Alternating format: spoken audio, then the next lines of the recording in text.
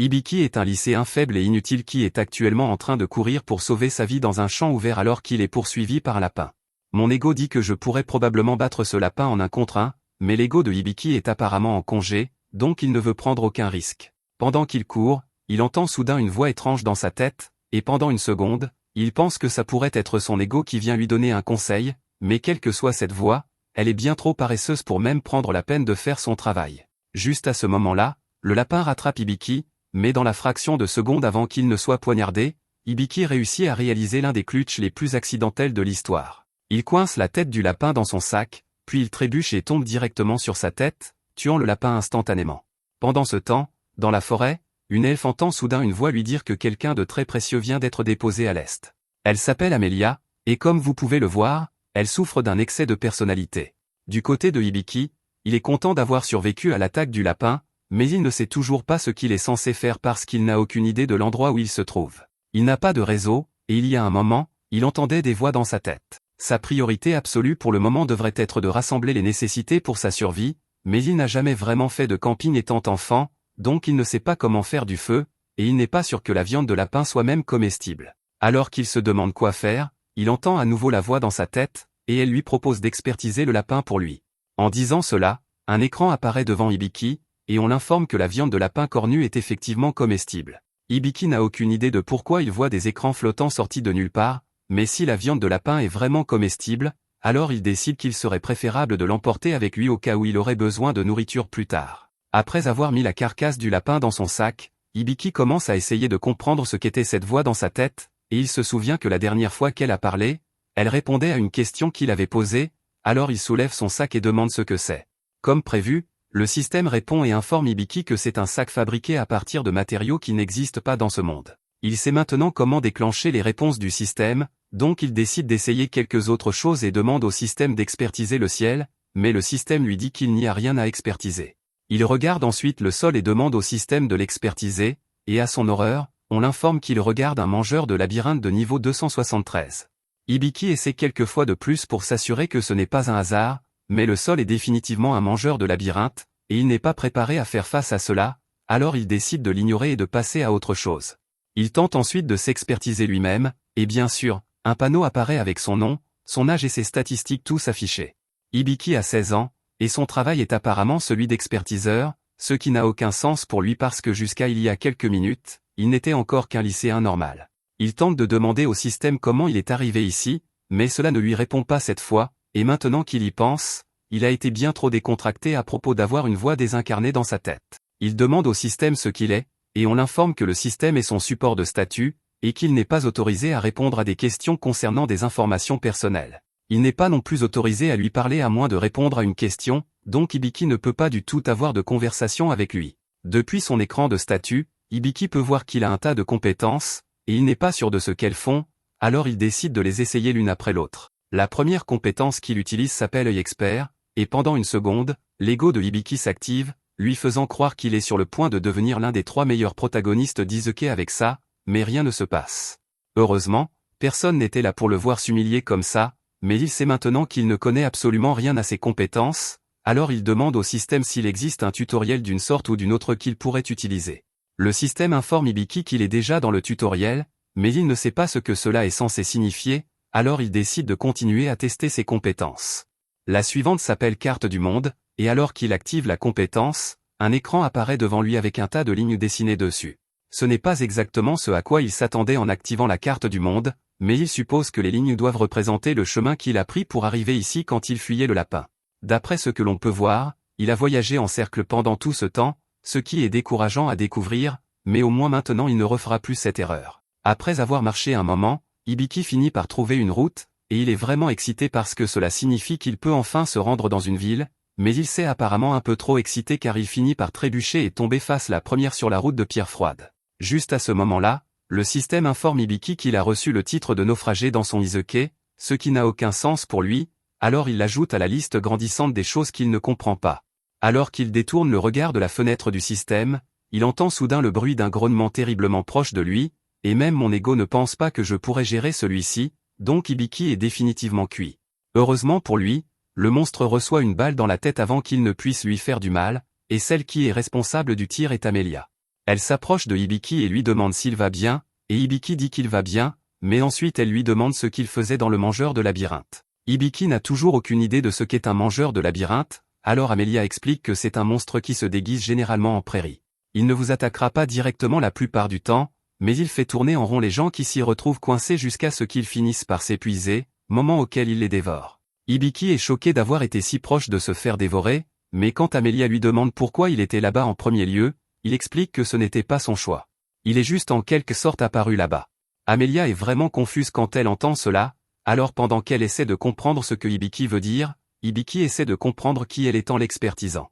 Grâce au système, Hibiki apprend qu'Amelia est une elfe de la vraie vie, mais l'information la plus choquante est le fait qu'elle a 56 ans parce qu'il la croyait bien plus jeune. Amelia attire soudain la tête de Hibiki contre sa poitrine et dit qu'elle est contente qu'un enfant innocent n'ait pas été victime du mangeur de labyrinthe, mais en l'entendant l'appeler enfant, Hibiki demande à Amelia quel âge elle pense qu'il a.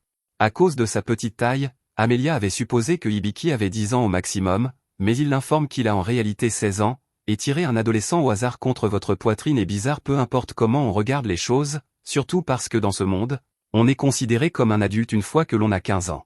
Hibiki et Amelia finissent par passer la nuit à camper ensemble, et Amelia s'excuse pour le malentendu plus tôt, mais Hibiki dit que cela ne l'a pas vraiment dérangé.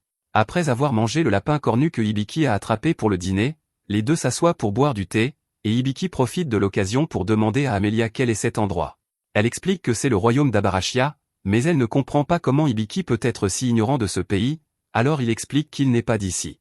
Il dit qu'il vient d'un pays lointain appelé le Japon, mais Amelia dit qu'elle n'a jamais entendu parler d'un endroit comme ça auparavant, et le fait qu'elle ne sache pas ce qu'est le Japon confirme à Hibiki qu'il est bien dans un nouveau monde.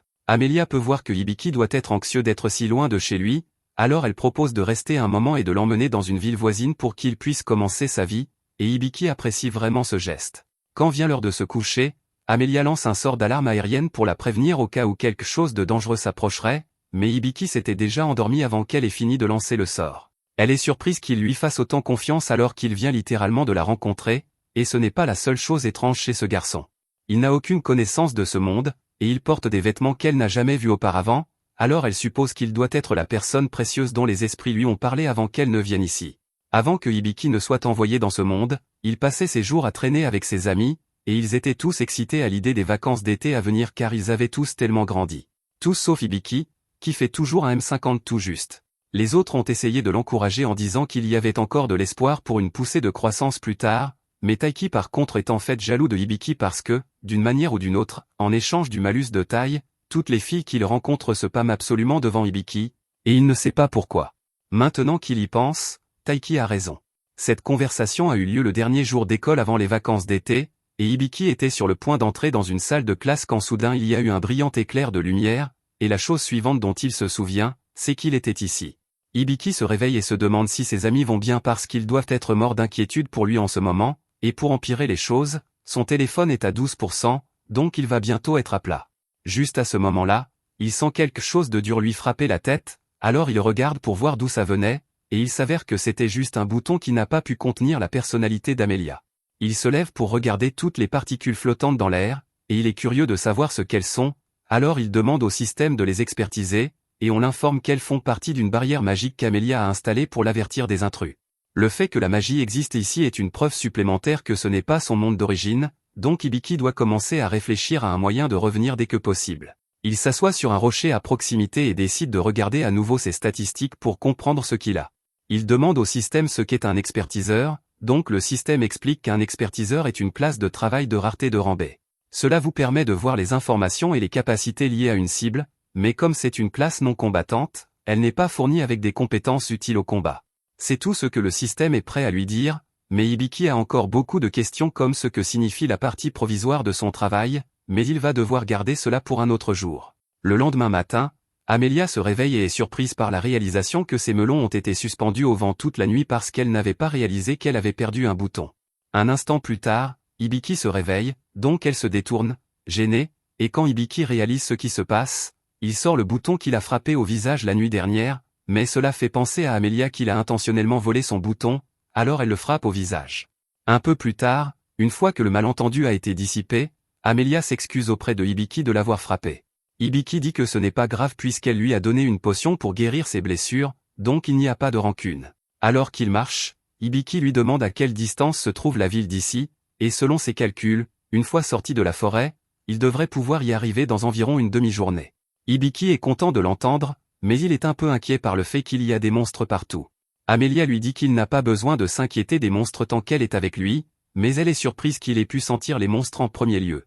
Hibiki dit qu'il les a juste vus grâce à sa compétence carte du monde, mais dès qu'Amelia entend cela, elle panique parce que la compétence carte du monde est une compétence AA extrêmement utile. Elle dit que n'importe quel aventurier aimerait avoir une compétence comme celle-là, mais Hibiki ne comprend pas pourquoi c'est si important puisque tout ce qu'elle fait est de lui montrer où il est déjà allé et de l'alerter des monstres à proximité.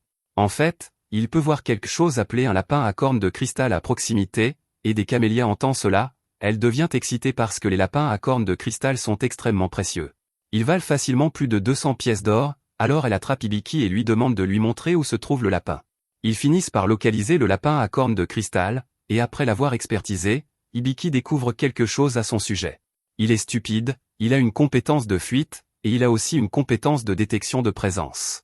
Amelia est capable de masquer l'odeur et le son d'elle-même et de Hibiki en utilisant sa magie de vent pour empêcher le lapin de les détecter, mais tant qu'il a la compétence de fuite, aucune des attaques d'Amelia ne va atterrir. Cependant, il y a une exception. Quand le lapin à cornes de cristal attaque, il ne peut pas utiliser sa compétence de fuite, et maintenant que Hibiki sait cela, il élabore un plan. Il suggère qu'il devrait tromper le lapin pour qu'il l'attaque afin qu'il ne puisse pas utiliser la fuite. Amelia ne pense pas que le lapin tombera dans un piège aussi simple, mais Hibiki lui assure que cela fonctionnera.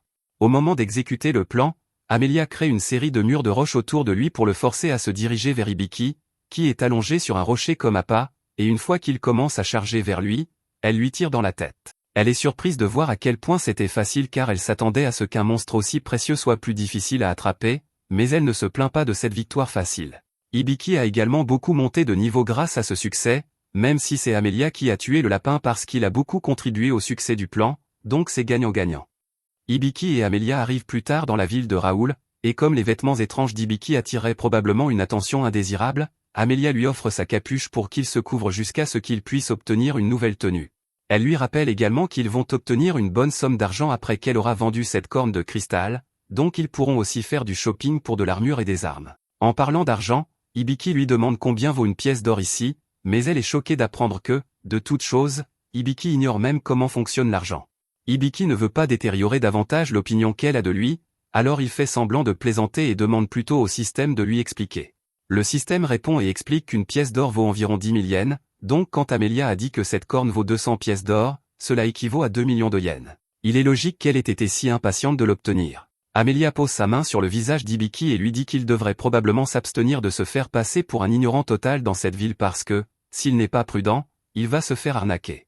Il sait qu'elle a raison, mais la façon dont elle le dit l'énerve vraiment pour une raison quelconque. Quelques minutes plus tard, Hibiki et Amelia arrivent à la guilde, et les autres clients de la guilde sont surpris de la voir, mais encore plus surpris qu'une solitaire comme elle est maintenant un ami.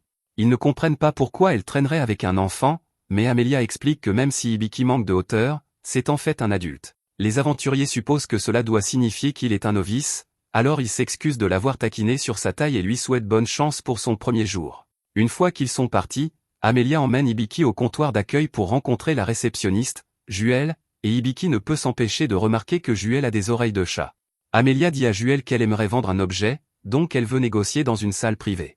Juel comprend, alors elle les conduit au bureau du maître de guilde, où Hibiki est présenté au maître de guilde, Bol. Au moment où Hibiki voit Bol, il est rempli d'une admiration absolue car il n'a jamais vu une forme aussi massive de perfection avant. Bol devine qu'Hibiki est un passionné de muscles comme lui, alors il enlève sa chemise pour fléchir les fruits de ses années de travail. Hibiki est encore plus émerveillé maintenant, alors il demande à Bol s'il a des conseils pour lui.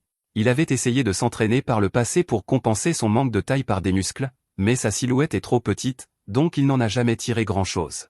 Bol commence à lui donner des conseils de gym utiles, mais Juel et Amelia commencent à s'impatienter parce qu'elles sont venues pour vendre un objet, pas pour parler de muscles, alors elles arrosent toutes les deux Hibiki et Bol avec de l'eau pour les faire revenir à la réalité. Une fois qu'ils ont séché, ils s'assoient tous pour commencer les négociations, et alors qu'Amelia pose la corne, Bol est impressionné car celle-ci est 3 fois plus grosse que celle qu'elle avait apportée il y a quelques années. Il lui offre 400 pièces d'or sur le champ, et Hibiki pense que c'est une très bonne affaire puisqu'Amelia n'en attendait que 200. Cependant, il a gravement sous-estimé à quel point Amelia peut être gourmande. Car maintenant qu'elle sait qu'elle peut en obtenir plus, elle exige 800 pièces d'or à la place. Bol dit qu'il ne peut pas monter aussi haut sur le prix, mais Amelia le force à prendre une décision en menaçant d'aller à la guilde de la capitale pour une meilleure offre. Bol finit par céder et accepte de payer 700 pièces d'or, ce qui était bien au-delà du budget. Amelia est contente d'avoir réussi à obtenir une si bonne affaire pour elle-même car maintenant Hibiki va certainement lui demander de former un groupe avec elle, et alors elle ne sera plus une solitaire. Elle est si heureuse qu'elle pourrait sauter de joie, mais elle est peut-être devenue un peu trop excitée car son bouton décide de partir en vacances encore une fois, et sa poitrine est de nouveau laissée bien en vue.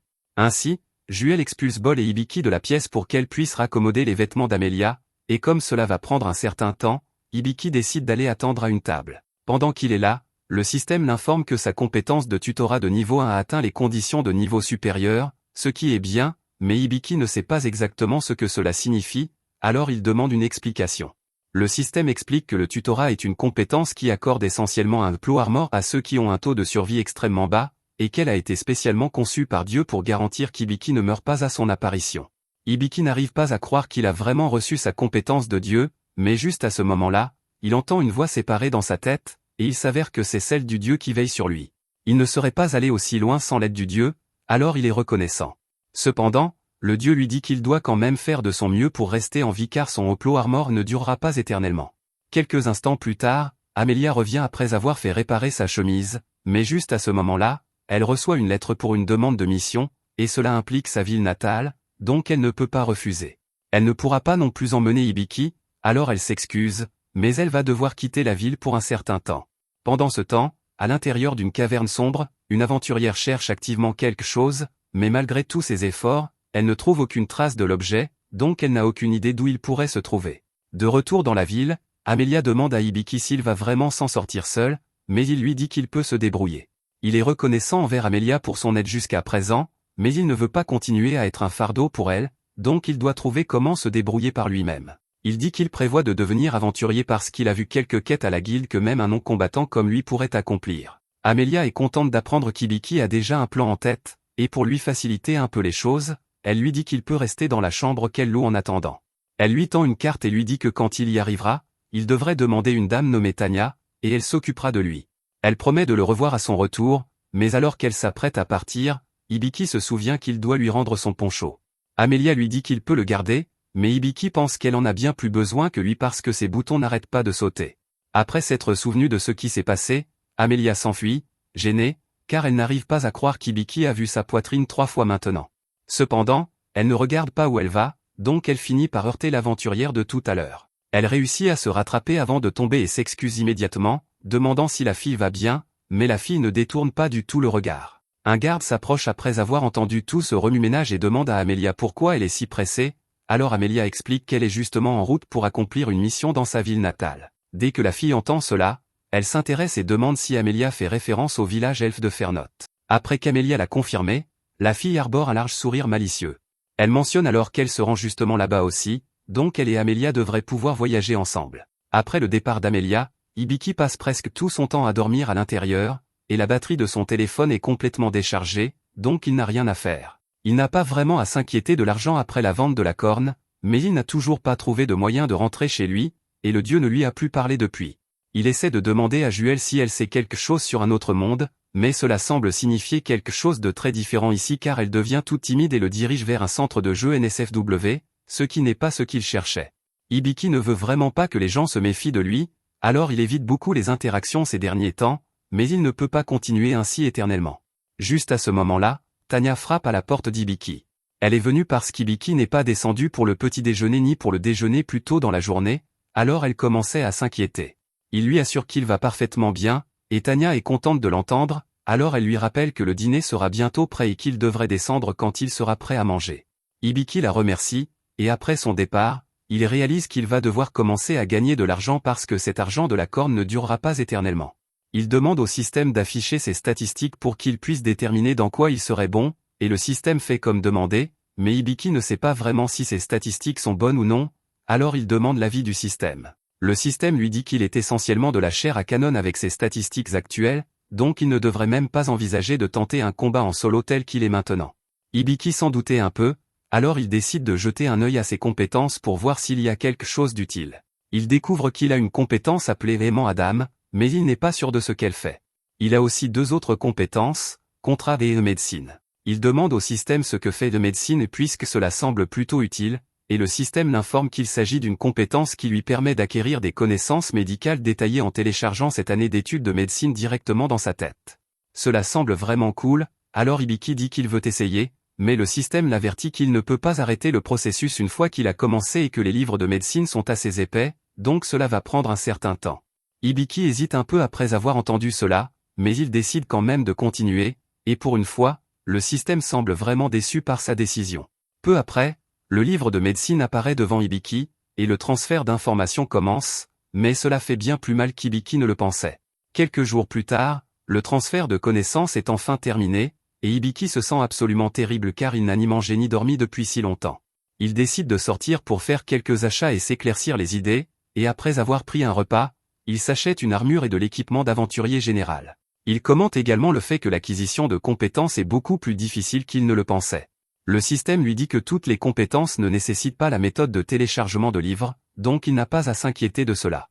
Hibiki remarque également que le système semble beaucoup plus bavard depuis que son tutorat a monté de niveau, et puisqu'elle est réellement disposée à discuter avec lui, il décide de lui donner un vrai nom, disant qu'il l'appellera Sapo, et Sapo semble assez contente de cela. Hibiki retourne à la guilde pour voir s'il y a des quêtes pour lui, mais juste à ce moment-là, le groupe d'aventuriers qu'il a rencontré à son arrivée se précipite à l'intérieur car l'un d'eux a été gravement blessé au combat. Le gars a perdu un bras et une jambe, et il saigne encore abondamment, donc si rien n'est fait, il va mourir en peu de temps. Bol aurait pu le sauver, mais malheureusement, Juel dit qu'il n'est pas en ville en ce moment, et ils ont essayé toute la magie de guérison qu'ils connaissent, mais rien n'a fonctionné. Hibiki voit à quel point l'état du gars est grave, et il veut aider, alors il décide d'essayer ses compétences médicales nouvellement acquises pour voir si cela aide. Il s'approche et demande au groupe s'ils accepteraient de le laisser jeter un coup d'œil. Le groupe est si désespéré qu'ils n'ont pas vraiment le choix, alors il laisse Hibiki examiner leur ami, et après avoir utilisé une compétence d'examen, le système informe Hibiki que l'homme est actuellement sous l'effet d'un poison de cerf, ce qui explique pourquoi son saignement ne s'arrête pas. Il ne lui reste qu'environ 5 minutes avant de mourir, donc la seule façon de le sauver serait d'utiliser les sorts de guérison parfaite et de remède parfait. Cependant, utiliser ces sorts coûterait plus de 6 heures du soir, et Hibiki n'en a actuellement que 56, donc il n'y a aucun moyen qu'il puisse y arriver. Les autres voient l'expression inquiète sur le visage d'Hibiki et lui demandent si quelque chose ne va pas, alors il leur dit qu'il sait comment traiter leur ami, mais qu'il ne peut rien faire pour aider car il n'a pas assez de mana. Il demande s'il y a quelqu'un d'autre qui peut utiliser guérison parfaite et remède parfait, mais aucun d'eux n'a de compétences de ce genre, donc il n'y a pas beaucoup d'options. Juste à ce moment-là, le système informe Hibiki qu'il peut utiliser sa compétence de contrat pour former un contrat de transfert de PM afin de compenser le déficit, et tout ce qu'il a à faire est d'obtenir le consentement verbal de tous les groupes impliqués. Dès qu'il entend cela, il dit à tout le monde qu'ils doivent accepter de lui transférer leur PM, et comme il s'agit de sauver leur ami, ils acceptent tous sans hésiter. Hibiki gagne beaucoup de PM grâce au transfert, mais il lui en manque encore près de 2 cents, alors Juel propose de lui transférer aussi son PM. Dès qu'Hibiki atteint le montant requis, il lance les sorts de guérison, restaurant les membres blessés de l'aventurier et lui sauvant la vie. Cependant, Hibiki s'effondre un instant plus tard à cause de la tension d'avoir utilisé autant de PM d'un coup. Plus tard, Hibiki se réveille sur un canapé dans une salle de réunion, et son niveau a augmenté de pas mal, donc il est vraiment excité, mais après sa petite danse de célébration, il réalise que Juel était dans la pièce et qu'elle a tout vu, donc il est un peu gêné maintenant. Juel le remercie d'avoir sauvé son petit frère, et Hibiki est surpris d'apprendre que Jade est son frère, mais il dit qu'il était heureux d'aider. Elle mentionne également qu'elle a pris la liberté de mettre en place une ordonnance de silence pour s'assurer que personne ne parle de ce qui s'est passé aujourd'hui. Hibiki demande pourquoi, alors elle explique qu'il est presque inouï qu'une personne soit capable d'utiliser à la fois guérison parfaite et remède parfait, donc si la nouvelle se répand, quelqu'un va certainement essayer d'exploiter Hibiki pour son argent. Sur ce, elle lui dit qu'il devrait probablement rejoindre un groupe ou engager un garde du corps pour se protéger puisqu'il est non compétent, et pendant ce temps, au fond du donjon, il y a un homme loup qui semble parfait pour le travail.